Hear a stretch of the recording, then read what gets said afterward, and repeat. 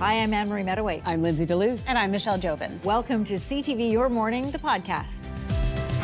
Today on the podcast, why a newly approved Alzheimer's drug remains out of reach for most Canadians, and what that means as dementia cases continue to rise across the country.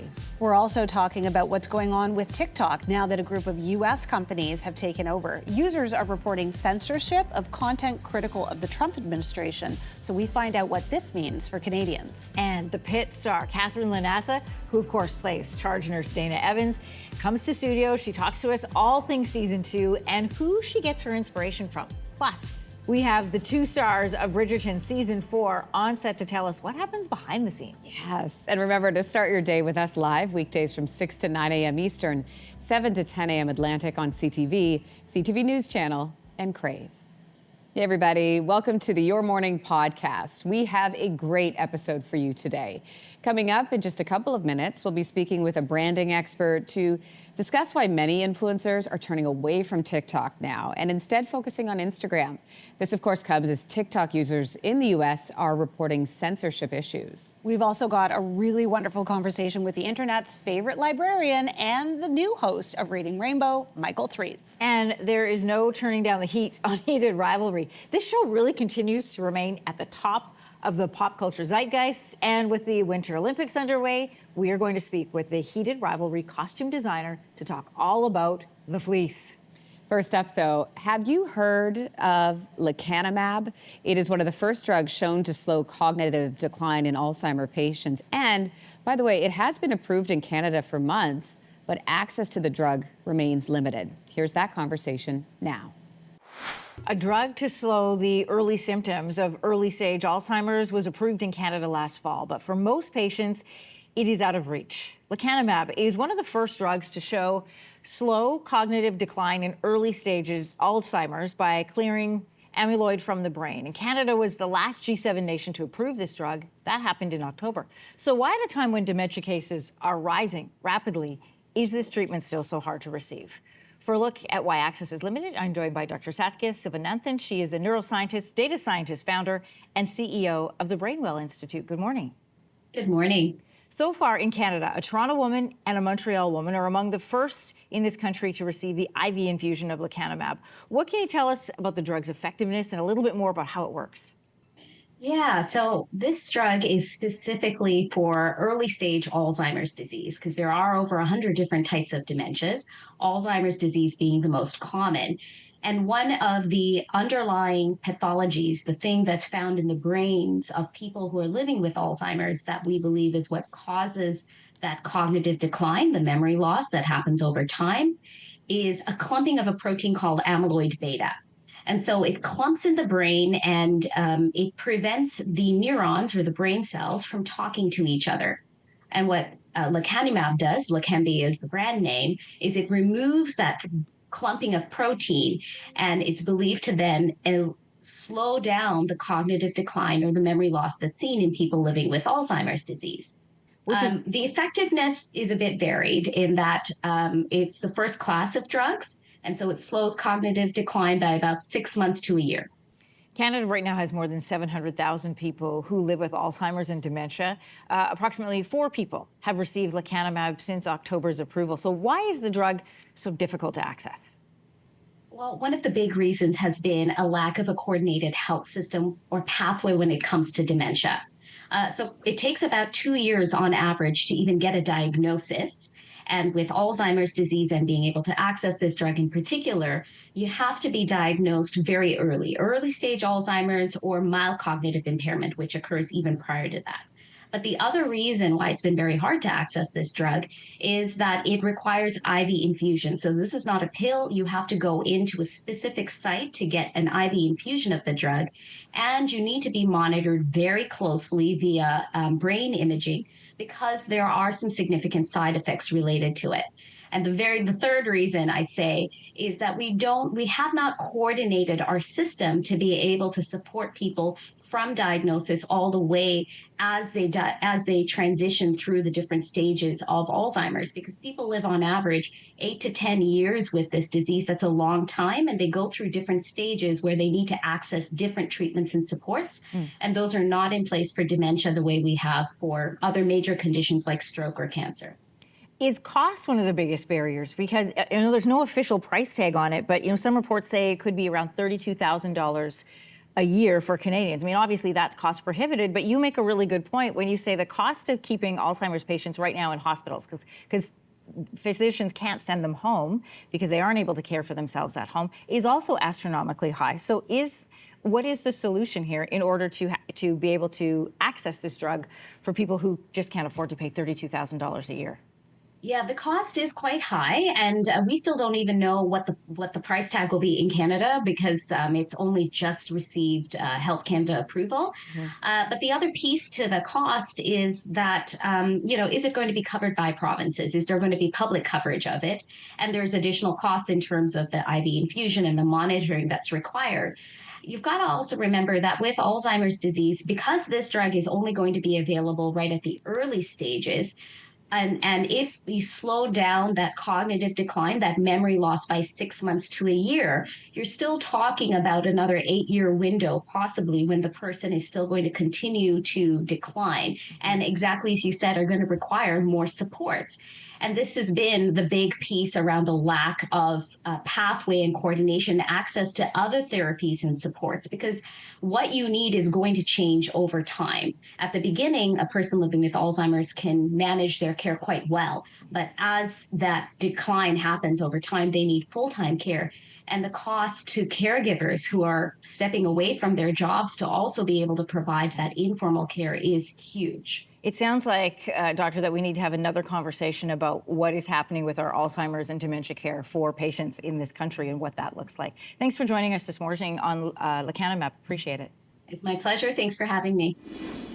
I think it's fair to say we all like to make a little more money this year, but oftentimes doing that can come with overworking and more stress, and that can lead to burnout. Our next guest says it doesn't have to be that way. Money expert Robin Thompson joins me now with smarter ways to increase your income. Robin, I love segments where we talk about working smarter, not harder. Yeah. This is so good. Okay, so everyone has some sort of money stress right now, especially January, coming off the holiday season. It's leading to what you call a human capital crash. What does that mean? Yeah, so human capital crash is the erosion of people's values, judgments, skills, and decision-making over time. Essentially, it is people power that is breaking down without having enough time for it to be restored. And it is expensive. And we are becoming very used to exhaustion, disengagement. And it's costing companies about $322 billion a year. And it's also costing employees, impacting our growth. Looking at our capacity at work, about 80% of employees at work are working underneath their potential. So it's costing revenue growth, it's costing income growth, and it's really putting us in a place where we are working under our income potential and we're not engaged the way we should be at work and making the kind of money that we should be. Okay, so how does stress and burnout impact our ability to make more money? Yeah, so when you take a look at stress, first of all, it actually shrinks our earning power. It reduces our ability to be able to think critically. Chronic stress actually puts pressure on the way that you think and kind of puts you into this narrow tunnel vision. So you miss opportunities, you miss options, you miss ways to play longer term growth to be able to generate income. And burnout isn't just about being tired. It impacts how strategic you are. It makes you more impulsive, and it actually makes you more replaceable, which all of those things can impact your growth and revenue over long periods of time. So this sounds like an overall, not like one or two little fixes that you can do. This sounds like an overall shift to your mindset. How do we do that? How do we get out of this negative mindset? Yeah, so I think when we look at where we are from a money and a mindset perspective, we need to understand where are we going to start here. And one of the places that I recommend is to start with your belief, because your beliefs around money generally dictate how you relate to money and how you create money. And if you believe that money and financial freedom and success is out of range for you, then that's how you're going to act. And a lot of people think that you have to make money in order to have proof, but income growth actually works in the opposite way, because then you start to ask questions like, okay, So if I really want this, then what do I have to do to make this affordable to me? What other way can I look at this to be able to generate this as an opportunity for me versus that's not going to work? You can start to think about things like, if I believe something is different from myself, and you look at it and you actually think about this for a second, Kelsey, and you say, what do I believe about myself and my money? Then I want you to ask yourself, is it actually true? And I want you to find the evidence that supports that it's true or the evidence that supports that it's not true. And then I want you to make a decision based on where you are right now in your life, because that's going to drive your values and your skills forward. You could have skills and values that you're not using because you don't believe that you are capable. So it's really about shifting the way that you believe about yourself. Robin, thank you so much.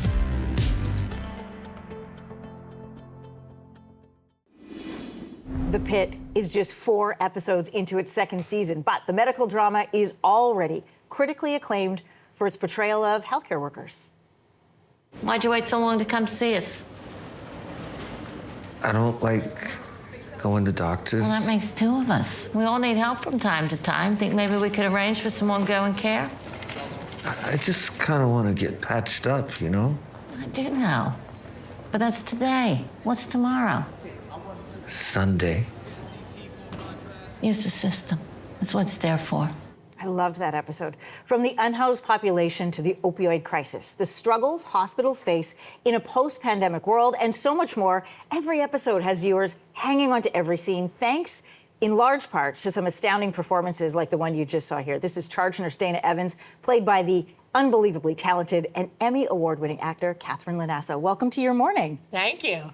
Your portrayal of charge nurse Dana Evans didn't just earn you an Emmy and a Critics' Choice Awards, but it also made you a fan favorite. It is her confidence, it's her humanity, which you just saw in that scene there. It's the way that you have enlivened her character. It's one thing to have a character written, it's another thing to make you feel it. Is there a person in your life who you drew some inspiration from? I talked to a couple of real-life nurses, most notably Kathy Garvin at LA County and Kathy Soroka at Allegheny in Pittsburgh. They're all named Kathy. They all kind of look like me. It's funny. It's true. That's funny. I know. It's like, oh, I look like I could be either of their sisters. But they really helped me a lot. I think a lot of it's their tone. Like Kathy Garvin said that she wouldn't do what she was doing if it wasn't in like a county hospital. She only wanted to do it for people who really needed her. Oh, I love that. You know, for poorer people and for the unhoused, and that's kind of her calling. And just the compassion that she had. They literally have their frequent flyers, as we call them, the people that are there all the time. Yeah. One of them was there, and the way she talked about him was both compassionate and matter of fact, and I liked being able to channel that into Dana. You know what else I liked about how you played that scene is it allows people to use a different tone and a different thought process when they're dealing with an unhoused population, for example. It's a really beautiful scene. Listen, I also want to thank you for your vulnerability off camera as well as on. You've talked about really difficult, challenging times that you've been through, how that connects everybody. You talked about when you were short of work, when you were dealing with cancer, when you had other mental health crisis. And you've been open about sharing what landing this role meant to you at that time of your life. And I loved how you mentioned an interview with Anderson Cooper, changed sort of your perspective at a time when you needed it. So I would ask you, if there's anybody who's at home struggling this morning with exactly where they're at in life right now, what would you say to them? Well, I think that interview with Anderson and Stephen Colbert, when Stephen talks about, like, if we're going to love our life, we have to love all of it, and realizing that these times when we're at our most broken and in our most in full of grief, that it's really that allows us to understand other human beings better and have compassion for them. But for me, it also really helped me. The more I could kind of take the pressure off myself from doing things perfectly, it really made way for more joy. You know, just kind of like, oh, I did my best. You know what I mean? I did my best. And then when I started living from a place of more joy, it just seems to kind of bring more joy, you know, bring more joyful things. So take the pressure off. You're only human. You're only human. That's my advice. Okay, Yeah. I love that. Listen, I think a big reason why the show has taken off is it's really real depiction of what happens in a county hospital. And here's what I love. I love how you weave in different languages. There's Tagalog and Hindi and Tamil. There's different races, different cultures, but it's not done in a way that's meant to make a statement. It's just part of what happens on the floor. To me, it felt and looked very Canadian. And at a time when America is experiencing this othering of other nations, what's it like to be part of a show like The Pitt? Well, I think the nice thing about The Pitt is that the emergency department is sort of a microcosm of what's going on in America, right? And it's really interesting to me that our genius creator, Scott Gemmell, chose to put this season's day as the 4th of July. So a day we're supposed to be celebrating America, we're also shining a light on a lot of what's broken about America. So I appreciate being on a show that tries to tell the truth. Yeah, 4 episodes in, it's already powerful. The other thing I like about the show is the equality that you give to nurse practitioners, nurses, interns, doctors. Everybody's got a storyline. Everybody's dealing with something in their personal lives. Viewers did not know, in fact, if Dana was going to be coming back for season 2. Why do you think she chose to come back? I think it's home, you know, and I think it's a place where she finds her value. You know, I think it's where she finds meaning. And not everybody can do what these types of women do, right? And from most of them, what I've gathered is that it's a calling, you know, and they feel important there. They feel useful in a way that matters. And this showcases that beautifully. Katherine, it was really great to meet you. Thank you. I'm a big fan of Charge Nurse Dana. I would want her in charge if I were in the hospital. Thanks for joining us today. Thank you. Dearest viewer, Bridgerton is back for another London season. I would need to be well disguised. Just be out by midnight.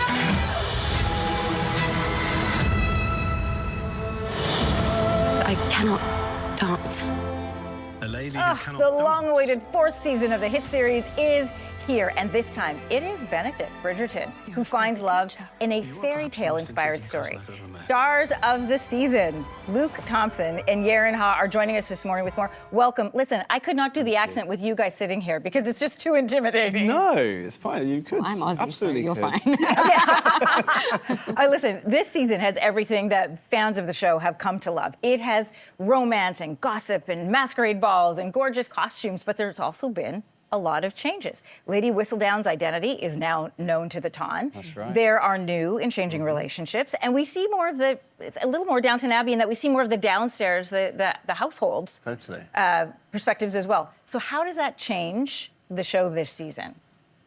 Well, I think, you know, with Sophie's character, because she's a maid, it just opens up a whole new universe that we've never get to see, and it's kind of more grounded in something more real, you know. We're not just exploring what it's like when 2 noble people in a privileged status get to fall in love. It's actually exploring about 2 people who actually have a obstacle, like a societal obstacle that they have to overcome. And yeah, I think it just makes it a bit more of a rawer storytelling, love story. Yeah. And it's symbolic as well. Like, I think by including the downstairs, you sort of mean, what does reality look like in Bridgerton world? And so then, like, the whole story is about fantasy and reality. It's all about that tension and how difficult it is to negotiate. Oh, we'll get to the tension in just a moment. Yeah. But Yaron, you have this sort of Cinderella-inspired story this season.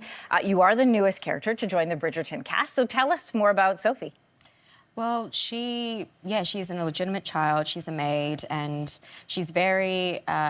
She spent her whole life trying to survive the world, and so she's dreams of one night of fantasy, and her friends push her, and then ever since she meets Benedict Bridgerton, her life completely changes upside down. Yeah, it starts with this masquerade ball, so we were seeing some pictures of it there. There's these incredible costumes, there's all the decor, there's the dancing, of course, like those dance scenes are amazing.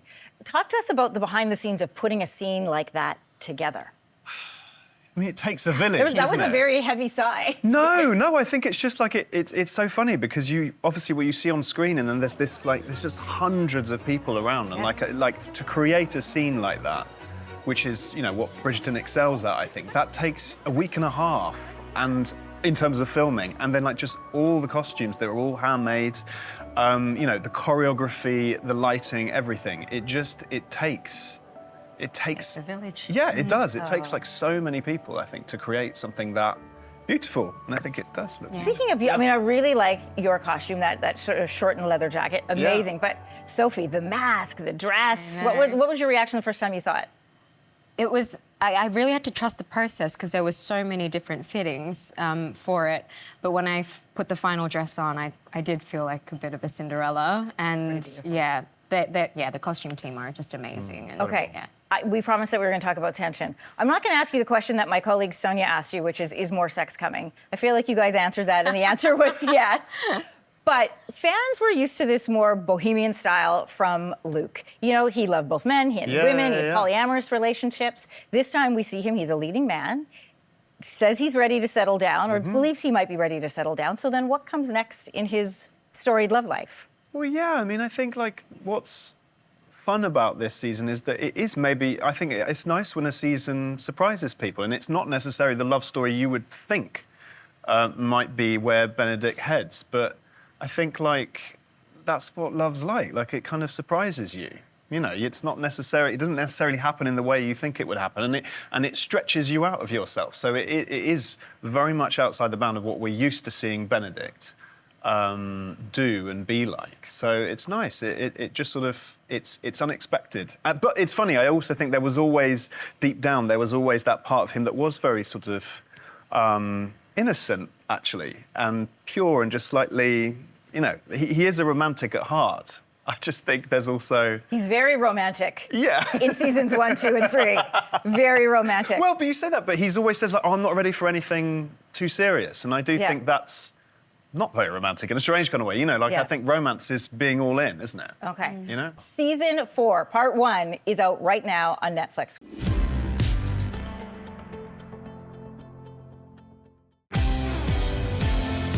You're listening to Your Morning, the podcast, where we bring you some of our best conversations from the show every week.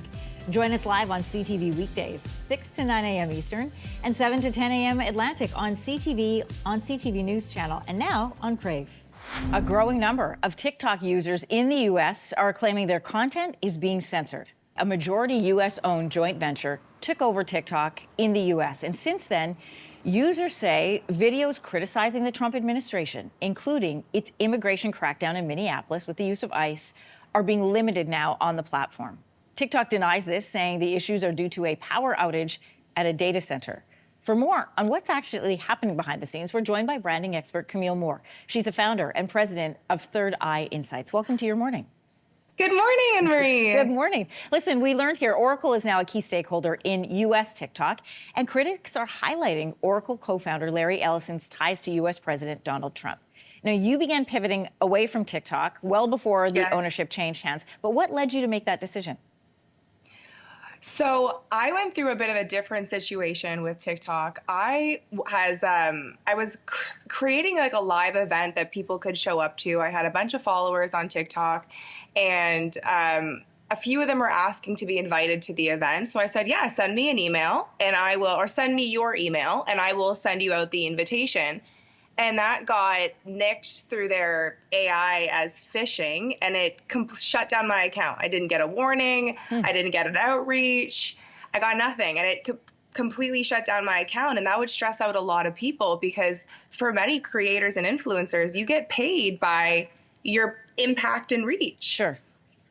TikTok ownership, however, hasn't changed in Canada. The platform's new U.S. owners are committing to retrain, test, and update the content recommendation algorithm on U.S. user data. So could the content Canadian users see also be affected? Oh, totally. I have clients that not posting content on Trump, but posting content on China and other political issues, that the exact same issue. It's getting 0 views. It's under review for days since this changeover of hands. So clearly something has changed with the algorithm. And is it that obvious? Is that clear? Is it that clear to you and other content creators that that's the content being put up and then that's the effect? Yeah, like I've noticed there's been changes in TikTok for over a year. So it's, I think a lot of people are frustrated with TikTok for more reasons than the censorship and banning, which is obviously an issue all in of itself. But the specific, like specificity for the banning due to political issues has really changed in the past week. Can you give us some more examples of that? Like for the political silencing, yeah, like I've got clients that are talking about what's going on in Iran, what's happening with China, what's happening with overall geopolitics. I don't have a ton of clients that talk about Trump politics, so I can't speak to that specifically, but it's all over the internet right now. And clearly all these people are not making it up, because you have digital proof if something is not being seen by people. Like if all your other videos have 1 million views and you do one talking about Trump and it's got 14 views, clearly something's up. You share clips of the podcast that you co-host, The Art of the Brand, on social media. And according to TikTok, more than 14 million Canadians use this app every month. So how is your shift away from TikTok affecting your audience reach? You know what's crazy? It was really a blessing in disguise. I'd been noticing the change for so long, and it's so hard when you're a business owner, when you're a content creator, trying to find time to put into your personal brand and creating content. Like, it's really hard. And trying to diversify through 2 platforms, I wasn't getting the impact for the amount of work that I was doing. So when that happened, I went all in on Instagram, and it's completely changed my life. The last 6 to 8 months have been insane for reach, for scale, for the opportunities we're getting, for inbound business, that I'm happy that I had to go through something that was difficult, only because it allowed me to change my focus. And the upside is the Instagram and Facebook larger meta algorithm is so strong right now for business owners that I would be pivoting, and I have been pivoting even before this.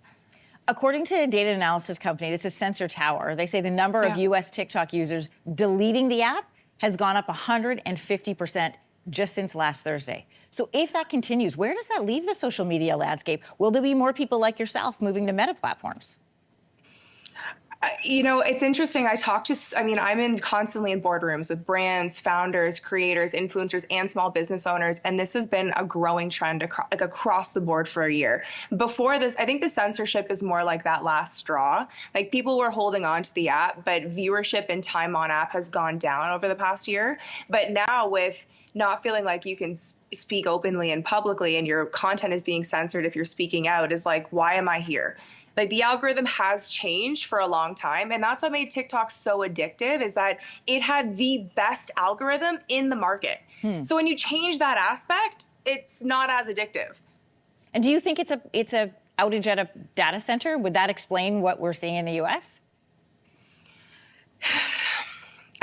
Truthfully, I don't know. I don't know why. Like, I do know that they took out the best part of the algorithm. Because that's what made ByteDance ByteDance. Right. And when Biden signed the law of the potential ban in 2024 in April, they took, and like that was basically what happened when Trump took office, is that you saw that exact week that the algorithm, it completely changed, the app changed. So it moving into being data, like that makes sense. It's just they're so closed mouth about it. Right. Camille Moore, I want to thank you for joining us. It's great insight to have on the show. All right, by now you've probably heard about the fleece. It's the coveted Canada sweater from Crave's globally popular show, Heated Rivalry.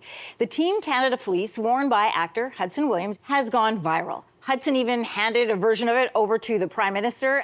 Now that jacket is going to be officially sold and marketed to the public. So the woman behind this fleece is Canadian costume designer Hannah Pooley. She's on the sofa this morning with more on this iconic Canadian moment. First of all, Hannah, congratulations. Thank you so much. This is incredible. It is incredible. How does it feel to know that you are the person who created this cultural moment for the country? I mean, it's pretty crazy. No one expects this, I think, when they work on a show. Yeah. Like, I come up with so many ideas. It's just part of the job that we have so many thoughts and then have to realize them. This one was just part of that. It was one of like 15 different uniforms that I had to come up with. And there was just no expectation. Now it's incredible. It's really nice that people are feeling so connected to the design of the jacket and what it represents for the show and for our country. Well, fans and fashion people alike, right? Like, you've been in GQ now because of the costume designs from the show.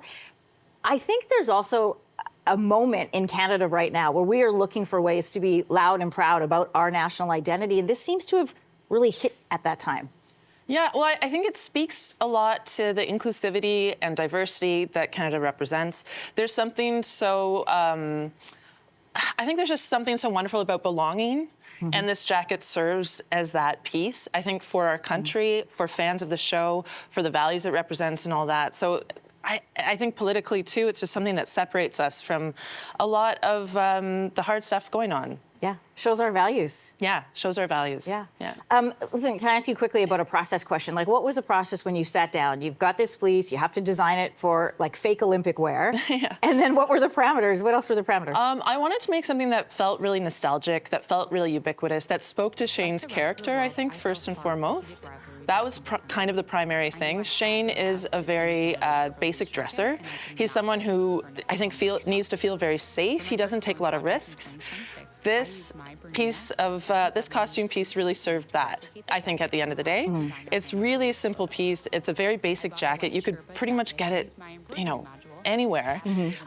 What we did was just personalize it for the nation. And I think that served me for the Olympics, but then it also served as a contrast to Ilya and their interaction later where he's wearing all black and Shane's in white. And it just has this nice juxtaposition with the softness as well. Oh, I love that story behind it. Listen, can I ask you a fan question really quick? Yeah. You've probably seen online all the speculation around, because you also had to design the hockey uniforms. Yes. As well, which I just think of everything you had to do in that show and it's mind-blowing because there are several teams. Yeah. But there's a lot of speculation about the logos of the Boston team and the Montreal team and a bit of double entendre. Is that true? Well, yeah, I know Jacob has actually talked about it, I think, on podcasts. And we had an amazing graphic designer who developed a whole bunch of options for logos. They ended up veering into this world where there was like a top and a bottom scenario with all the logos. So the different teams would serve as different roles. So Montreal has a bit of a bottom energy. Boston has a top energy. I think we can apply that to a number of other logos as well. And I wonder if that's going to carry through for season 2, but it definitely turned into a fun inside joke with season 1. Well, you've got it here from the designer herself. Hannah, it was really great to meet you. Congratulations. Please make a sweater for yourself so at least you have one. I hope I'm gifted one. That's what I'm hoping. I hope so too.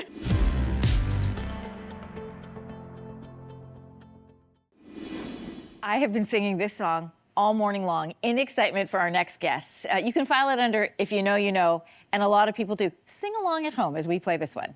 Butterfly in the sky, thinking that's twice as high. Take a look, it's in a book, a reading rainbow. Reading Rainbow. The iconic Reading Rainbow has an equally iconic new host. That would be Michael Threet. Michael, the librarian, who has also just put out his very first children's book. It is called I'm So Happy You're Here. It is a celebration of library joy. And Michael, we're so happy that you're here with us this morning. Welcome to your morning. Thank you. I'm so glad to be here. This is so fun. There's so much to talk about with you. So let's jump in, first of all, with your new book. I love how inclusive the messaging is. It's all about belonging. And I really love how you highlight that libraries are not just about book reading. Yeah. It's so much more. Describe what the library meant to you as a kid. For me as a kid, I was a true library kid. I was a homeschool kid. I was a PBS kid, very shy, very introverted, hence the shirt. And the library was a place where I could be myself. Librarians were like, hi, Michael, welcome back. It's good to see you. I was a jovial kid. The library saved my life. It's the reason I am here today because they told me I belong as soon as I walked through those doors. Why do you say that saved your life? That's a dramatic statement. I have a lot of mental health struggles. I suffer from anxiety and depression and panic attacks and nightmares. And without the library, without my comfort books, so many of them are tattooed on me. What? Hang on, because this is a Canadian book right here. Yeah, so many. Where the wild things are. You turn the monster at the end of this book. All these books, all this library joy, book joy, it saved my life. And every time I thought I don't want to keep on going, I reread my favorite books. I talked to my book people, and they gave me another reason to stay one more day.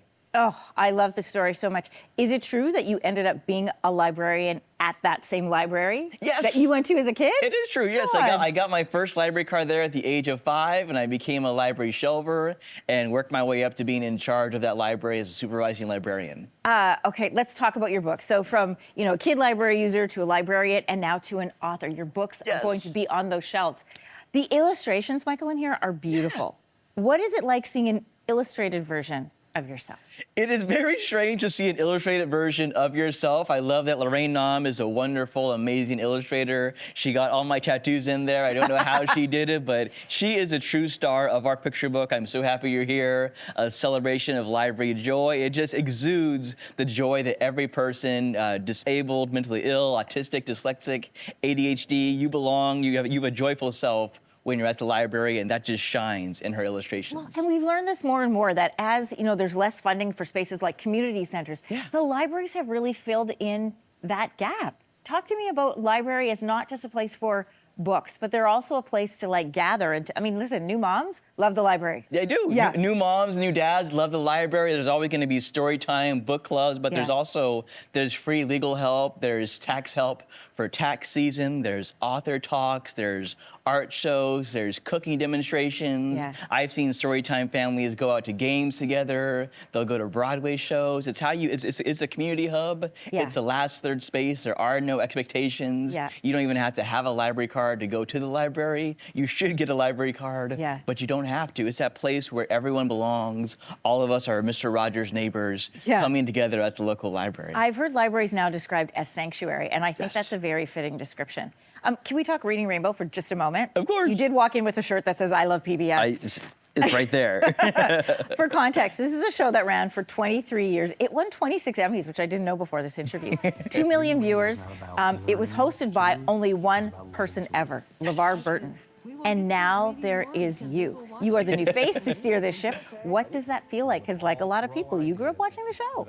I love the show. I honestly believe I'm the biggest Reading Rainbow fan in the entire world. I adore and love LeVar Burton. He is the king of literacy. And it means a world to me to be able to have a show on YouTube, under Kidzuka YouTube, to say, watch our show, be a viewer like us, and know that you belong in libraries, you belong in books, you belong everywhere, to say, hey, yes, we're book nerds, but being a book nerd is a cool thing. You have a story to write. You have a story to read. You can be your best version. You can listen to your audiobooks. You can read your graphic novels, your comics, your manga. It all counts as real reading.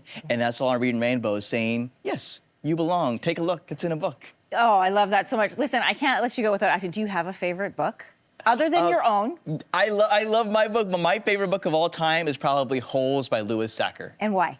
I just loved it so much. It was the first book that was gifted to me, and I have 2 cats, Machine Gun Kitty and Kissing Cat Barlow. I'm sorry, your cat's name is Machine Gun Kitty? Her name is Machine Gun Kitty, and Kissing Cat Barlow is named after a character from Holes by Louis Sachar. I love that book so much. What is it like to know that you are not just a celebrity who's a librarian, but you are a celebrity librarian?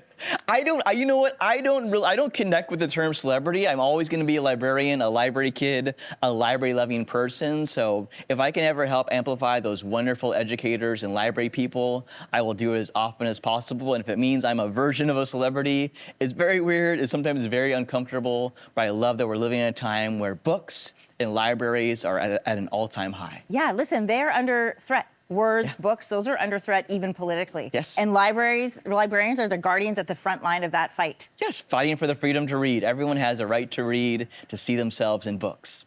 Michael Streets, it has been a real pleasure to meet you. Likewise. We will sing the theme song a little bit later. A reminder to everybody, Michael's new book is called I'm So Happy You're Here, celebrating the local library.